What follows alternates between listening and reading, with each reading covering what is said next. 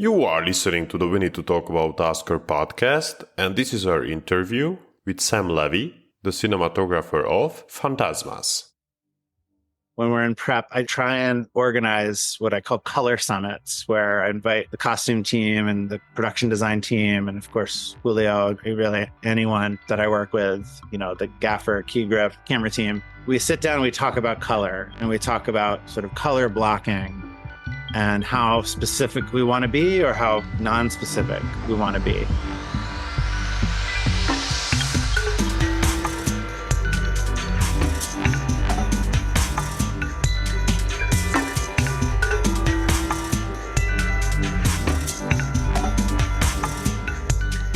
There is this question we like to start our interviews with, which is basically asking our guests about their core memories that either made them fall in love with films or made them go into filmmaking.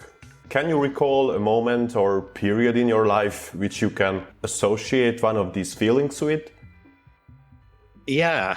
My early memories of falling in love with films or cinema was when I was a teenager. I grew up in Boston in the 80s, and my father was a musician. He was a violinist in the Boston Symphony, and he was a big cinephile. So he would show me things. He introduced me to the films of Ingmar Bergman. He showed me The Virgin Spring. That was one of the first things I watched where I really thought about it being different than action films or just kind of mainstream movies that we'd go to the theater to see. And it made a really big impression on me.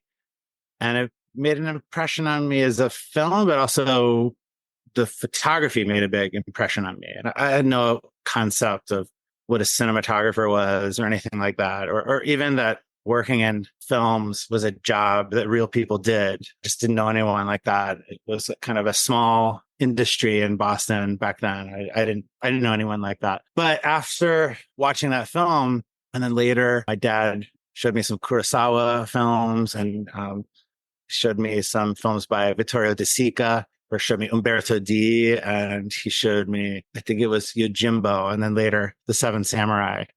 And those films, all of them not American films, being an American person, it made a really big impression on me. And they were all black and white too. Something about that made a big impression. And I went to the video store and watched almost every film they had by Bergman and Kurosawa. There's a few I didn't watch, but there's a lot of them. Both of those directors have made so many movies, probably seemingly hundreds of movies.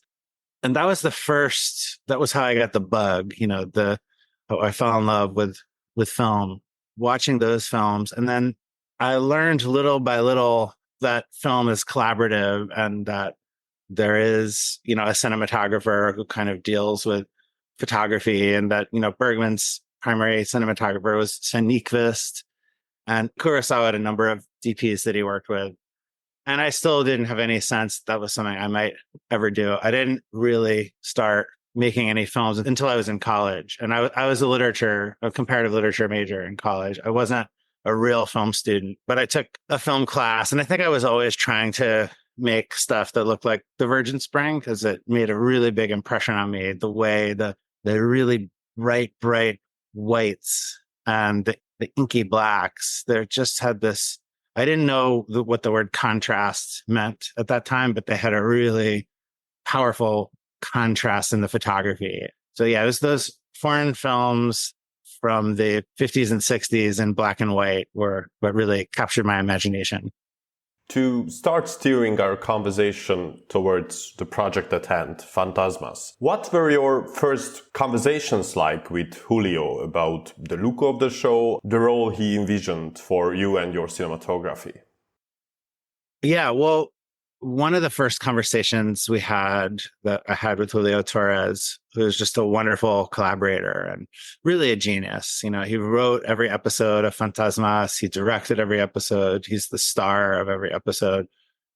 And he's an incredibly generous person, incredibly funny person. Everyone was around him. We just laugh. He really knows how to make everyone laugh, but he's very serious and very disciplined. He's a very disciplined person. And he also, wears these beautiful clothes with big colors and inspires everyone he works with to wear whatever colorful clothes you might have in your closet.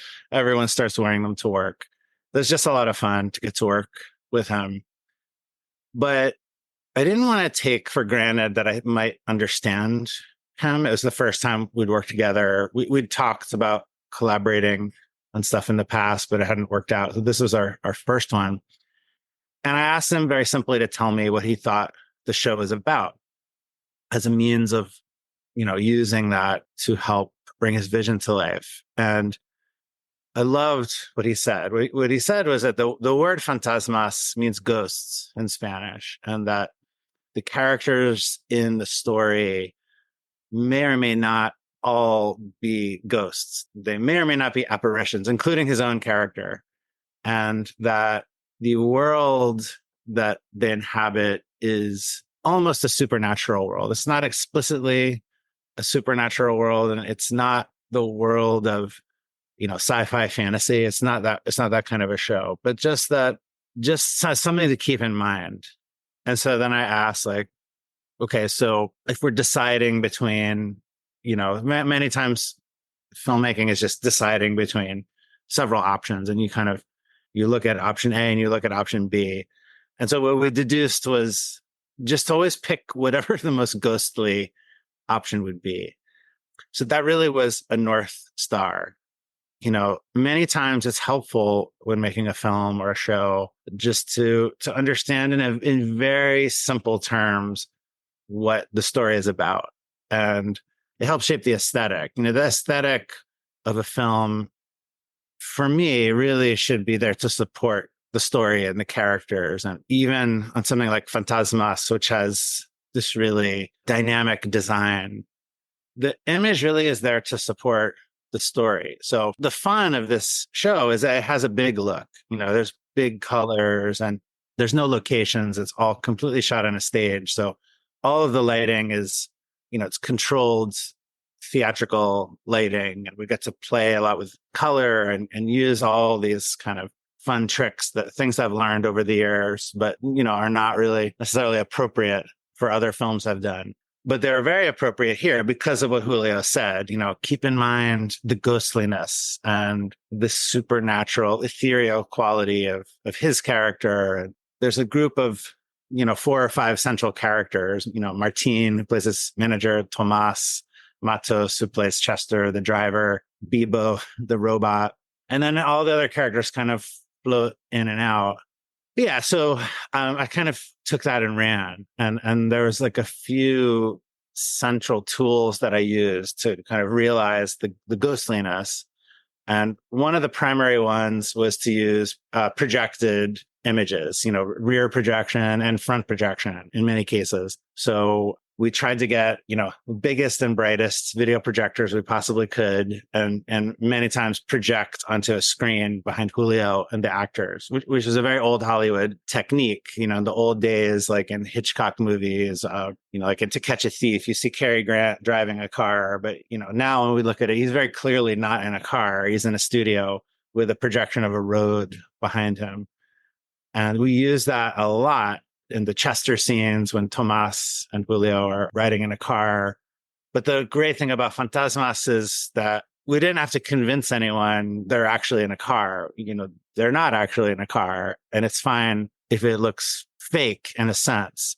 So that was like one way in to the ghostliness was through projection. I was always asking Julio and our producers and Tommaso Ortino, our production designer, like, hey, keep in mind, wherever we can use projection, I think this is a good project for it. And then there was this one big set that we were going to build. Tommaso was going to build an entire New York City block. And I was really excited about it. We had all these conversations about it. And then that basically turned into, instead of actually building a whole city block, we created a city block through rear projection. And, part of that was like the construction costs of building a city block were kind of high. And part of it was the projection kind of suited the aesthetic of Fantasmas for all the reasons I've described. That was the thing I probably worked on the most in our prep, researching it was a big projection screen, and, researching how to do that the right way, what material we should use for the screen, because it was a big screen, which projector we should use, what exactly we're projecting. So Julio had me go out and film a city block in the Diamond District here in Manhattan. And we tiled it. It was about 15 different shots, put the camera one into the block, film for 2 minutes, then right next to it with some overlap for 2 minutes, and so on, 15 times. And then we stitched those images together with the idea to project it onto the screen. But Julio, being Julio, didn't just want it to be a straight stitched image. He wanted us to abstract it and make it kind of ornate. So I worked with this wonderful guy named Paul Greenhouse, who I'd met him, shooting Frank Ocean's summer tour about 6 or 7 years ago. And he was Frank Ocean's projection guy. And we, became friends. And so I called Paul, and he helped Julio and I to kind of like abstract and stitch together these images. And pretty sure he did that in Premiere. So, you'll see, if you like, it's not featured too prominently. It's kind of in the background, but you see many times Julio walking through this city block. And if you look closely, it's actually in the title card of the show. That's maybe the best example, is you see this kid riding a skateboard and then he kind of disappears. And when you stitch images together, the fun thing is that, a car may be driving through one frame and then it disappears behind the other because it was filmed at a different time of day. And when, once we started stitching these things together with Paul, Julio and I were like, oh, that's it. That's Fantasmas. That's like, it's there, then it's not there. It's like it never existed. And all these fun things happened. Like there was something like 50 police on the block. We filmed a daytime one and a nighttime one. So we had to schedule that. And when we went at night, there were all these police there.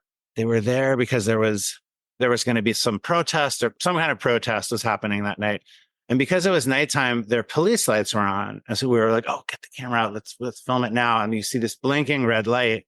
And I had a wonderful gaffer on this show, Jason Velez, and a great key grip, Chris Keenan. And when we put up the stitched image and you see this blinking light, Jason said, oh, let's get the blinking red light on the set. And so we used, the video that we shot informed some of the theatrical choices we made on the set.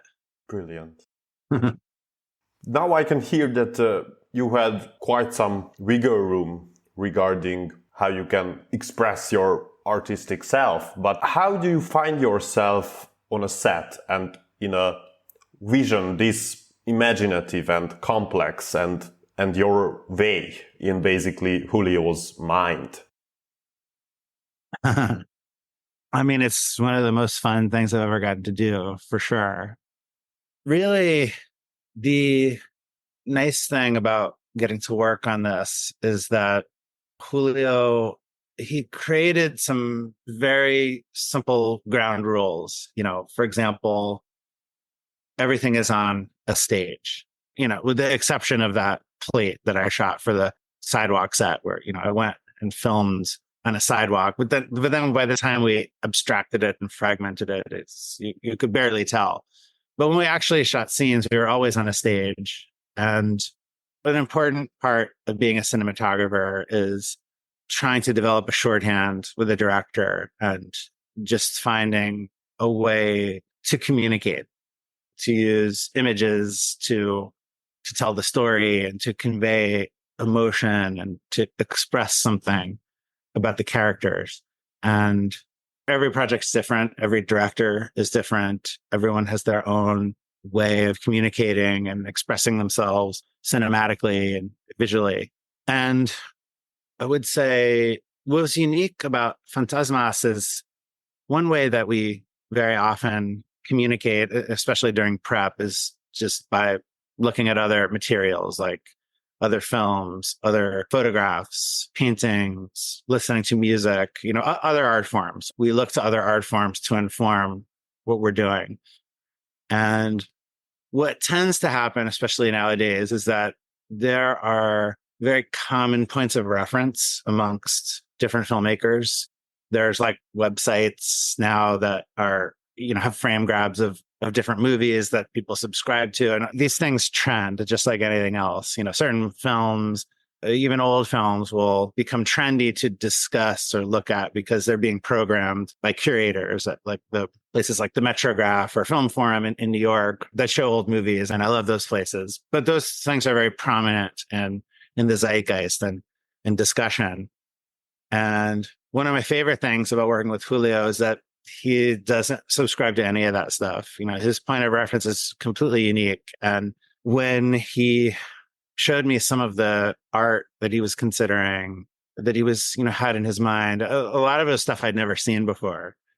Or sometimes it was stuff I had seen before, but no one would ever discuss. Like he talked to me about the Eddie Murphy film Boomerang, this like Eddie Murphy comedy from the late 80s, early 90s. That's great. It's a hilarious movie. No one's ever brought that up to me as a cinematography reference or a set reference. And it's so him. It's so Julio.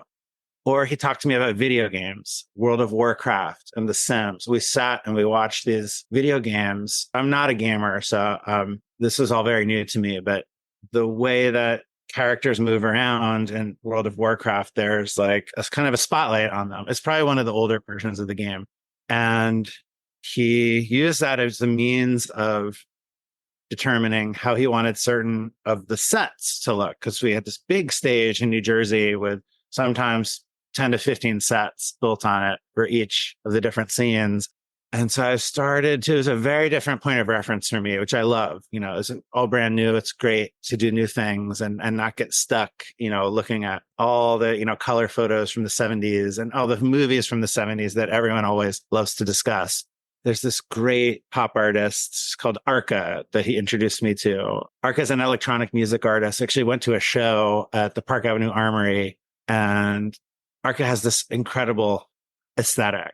So all of the things that we were discussing were brand new. And then I was inspired to show him the photography of Pierre and Gilles, who are, this duo who made these beautiful portraits that almost look animated, but they were done largely in the 1980s with old photochemical analog techniques. And it was just kind of in line with what we were talking about. And, those conversations were just great. And sometimes we would just watch Real Housewives. There's a part of Fantasmas that's coming as we have this discussion. It hasn't come out yet. But it was really important to do things like watch Real Housewives or watch old episodes of ALF, the 80s sitcom, because we were kind of emulating the look of those things. And watching Real Housewives with Julio is incredibly fun. Like, we both cackle. And so it's just a lot of fun. When you get to have fun and you're also working hard, it's like, it's like a dream. Since you have to capture it, and as a cinematographer, you are not just the eyes of the director, but just as much the eyes of the audience. Are you trying to a point, ground it, or you rather just go with it? That's a great question, Áron. Great question. I think it's a little of both. It kind of depends. I would say in the case of Fantasmas, this was sort of like a moving target in terms of, are you trying to kind of bring things down to earth or not? In most cases, no. There's this great section of, I think it's episode 1, the story of, Steve Buscemi plays the letter Q. And you see the story veers off in this direction of bringing to life the alphabet and the letter Q, and that the letter Q is like an avant-garde artist. And is that something you really want to ground? No, not really. It's this kind of whimsical interlude. But you do want to keep it grounded in the sense that that section needs to be cohesive in a certain way, in a particular way. This story, basically it's a 3-hour film, Fantasmas. It's 6 half-hour episodes. So even though it has, what you might call a surrealistic side to the narrative, it still has a beginning, middle, and end. He loses his earring at the beginning, and then the middle is him kind of looking for it, and then the end is kind of what happens there. So it was important to hold that in my head, for all of us, all of the collaborators. We had a brilliant costume designer, Chloe Carmen, and as I said, Tommaso Urtino, production designer. So I feel like I'm responsible when we're in prep, I try and organize what I call color summits, where I invite the costume team and the production design team, and of course, Julio, really anyone that I work with, the gaffer, key grip, camera team. We sit down, we talk about color, and we talk about sort of color blocking and how specific we want to be or how non-specific we want to be. So this is another tool, using color as a means of grounding a narrative or not. And I would say of all the narrative films and shows I've worked on in my time as a cinematographer, Fantasmas is definitely one of the more challenging ones to completely hold in my head at all times and think about. Like, constantly have to think, okay, what comes before this scene that we're shooting now? What comes after this scene that we're shooting now? The transitions between scenes are very, very important to get right when you're shooting, as a means of anticipating the editorial process, how things will cut together, and, how many shots do we want in the sequence? Like, we want it to cut together well, but not be too, fast cuts, which is a way to get things to feel cinematic, not too many cuts, but at the same time, a nice tempo and pacing. You kind of have to go scene by scene in terms of, well, this one is completely whimsical. It needs no grounding whatsoever. I can just stay out of the way. I really, when it comes down to it, working with someone like Julio Torres, who just has such a big vision and his voice is so specific. Most of the time, I'm just trying to both stay out of the way, but also keep. I see. And I'm so glad that you mentioned how, even though it's episodical and every episode has its very own distinctive tone and style, on the other hand, if I were to say that they bleed into each other, that's also not an exaggeration or a false statement. Do you even think in episodes we're working on a project specifically like this? I mean, sure, there is a script and a shooting schedule which dictates, but this project just seems really unique. Yeah, I think you have to.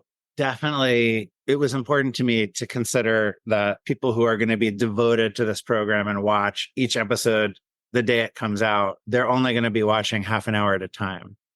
So there's a certain kind of viewer, a different kind of viewer may watch all 3 hours in one go, binge it later. That's a different kind of viewer.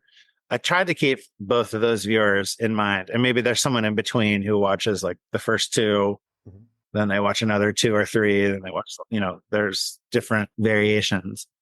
So yeah, it's important for each episode to be self-contained so that you could enjoy it and then come back to it another time and hopefully remember it.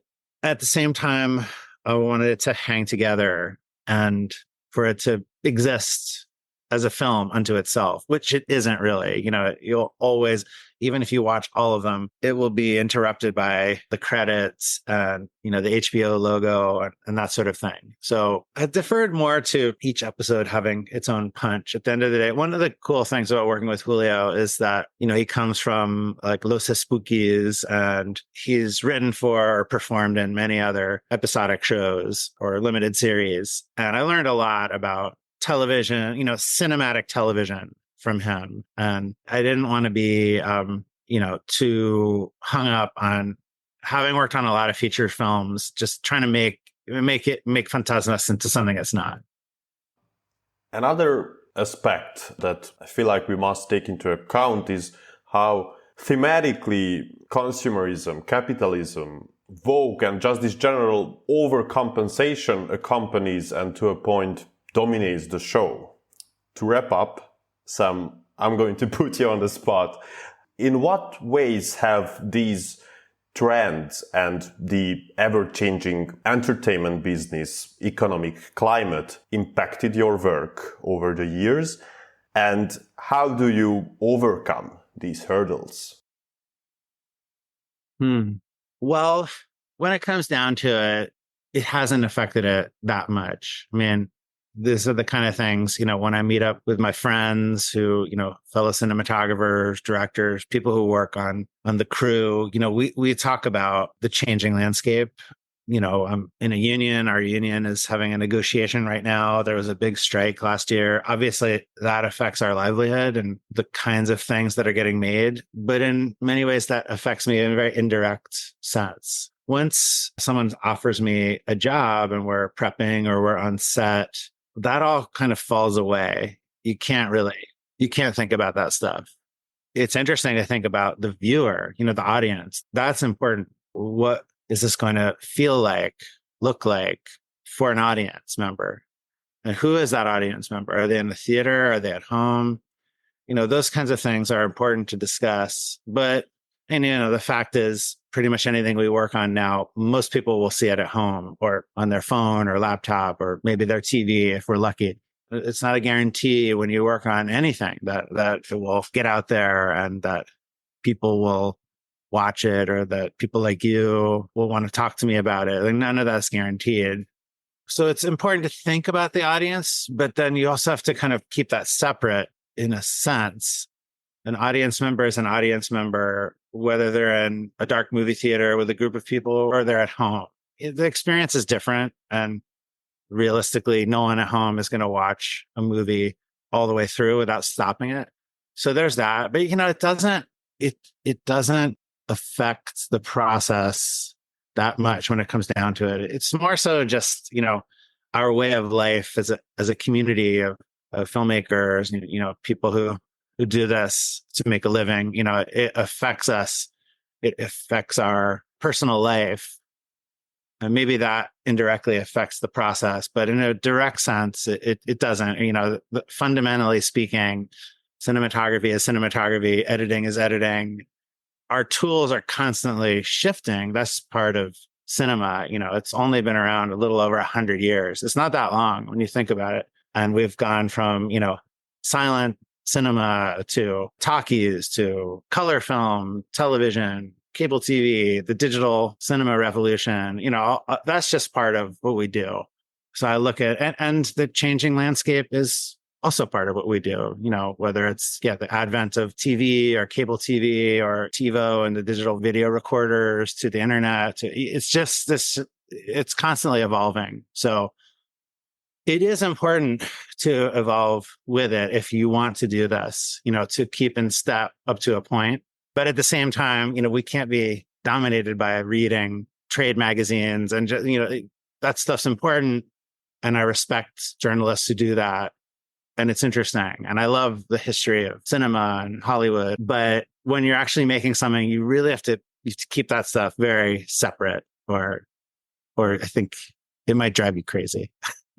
Well, Sam, thank you so much for taking the time and for your thought out, super informative answers. So really, thanks so much. It was really fun talking to you. On. My pleasure. Great to be here. Your questions are very thoughtful. I appreciate that. Thank you. And I hope we can reconnect sometime on a future project of yours. Me too. I appreciate it. This was a lot of fun.